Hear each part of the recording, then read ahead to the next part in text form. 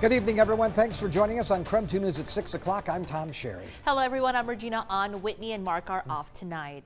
Well, with the East region moving into phase 2 on Sunday, those changes mean you can now make plans to eat out for Valentine's Day. Governor Inslee moved up the reopening date a day early so restaurants could cash in on the holiday. That's right. KREM 2's Amanda Rowley checked in with Spokane restaurants today that are busy preparing to open. Downriver Grill here in North Spokane wanted to open for Valentine's Day no matter what. So to make that possible, they installed these windows. But come Sunday, they'll be able to shut these windows so that their guests will be able to enjoy a nice, warm indoor meal for Valentine's Day. All of my staff just cannot wait to have people that we haven't seen in a long time, to be able to get them back in here and be able to do what we do best, which is serve them with the best food and the fun drinks and just have a great, safe time with them. We know that a lot of people have been anticipating us being able to open, and we've been anticipating being able to serve them. So yes, we have. We've increased our orders and we are ready to go. Business has even picked up for food distributors. U.S. Foods quickly unloaded product this afternoon at Downriver Grill as the restaurant prepares for even more customers this weekend. We are so excited to open. But not all restaurants are ready to reopen their doors for the holiday, a challenge Julie Norris says she can understand because of the quick turnaround. It's a challenge, especially giving your staff, hey, we're going to open tonight, just a few hours notice or a couple of days notice. That could be a challenge. But yeah, it does take preparation, and it is a quick turnaround, especially making sure you have the staff, making sure you have the right amount of food to be able to be open. So I wish everyone the best of luck. This is going to be a great food weekend for Spokane. Luckily, though, while many restaurants are not opening on Valentine's Day, they are preparing to open in the following week.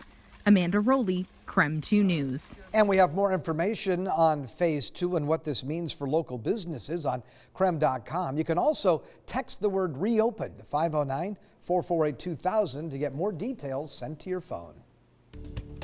All right, turning now to a check on weather. Tom, areas of the inland Northwest, of course, very, very chilly right now. Oh my gosh, I mean, it hurts. Exactly, it really is painful, but there's some snow on the way as well. Yeah, right? we think we're going to get snow after the weekend, maybe late Sunday night into Monday. Here's a look at the headlines. First, of course, it's the bitter cold wind chills. We're looking for possibility of sub-zero temperatures again tonight, maybe down to -7. The air temperatures will be in the single digits and the low teens. Looks like, and as I mentioned before, snow developing as we get into Monday. Talk about snow. This is what we're seeing like today through tomorrow, and it's not in our area. It's down to the south of us. 5 to 7 inches of snow in those areas shaded in purple in southeastern Washington, north central Idaho. That's where we've got a winter weather advisory in effect. Down in the lower Columbia Basin, Tri-Cities, 2 to 4 inches of snow. We have a wind chill advisory still in effect through Saturday across parts of northern Idaho and western Montana. Gosh, look at that, Regina. 18 degrees right now with that cold wind out of the east at 10 miles an hour. See the snow? It wasn't in Spokane and it wasn't north of I-90, but you could see it pretty much from Ritzville and then extending down into the Palouse and, as I said before, Tri-Cities area and lower Columbia Basin. Air temperature tonight, dangerously cold at 10 degrees. Tomorrow's high will be 22. On Sunday, we'll look for a low of 11, then a high of 26. And again, snow developing right now late Sunday into Monday and then through Monday night. About 2 to 3 inches of snow possible by the time we're done with Monday night. I can't imagine what's happening to these people who are on the street all through the night in these elements with sometimes very little more than a few sheets or blankets to cover them. It's really troubling. Well, as the temperatures drop like a rock and the outdoors turns from just being cold to bitter cold and potentially dangerously cold, we heard from one man that is begging for people to help to do more to support our homeless population.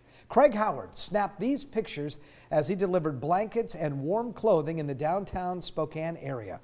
Howard works for a local nonprofit that helps people who deal with homelessness. And even he says last night was startling.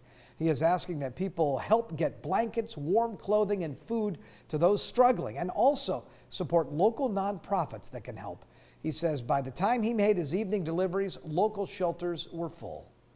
One man who was under a tunnel at Adams and 2nd, and I spoke to him briefly. I gave him a blanket and a stocking cap, and his hands and his face, they looked like they were sunburned. I mean, they were so red and chafed, and that was at 10:30. And I know at that point, nearly all the shelters were full. SNAP had run out of their motel vouchers. And where does he go? I mean, you know, his risk is sleeping there through the night and wonder if he's going to wake up in the morning, you know, with black fingers and toes, not knowing if he'll keep those fingers and toes.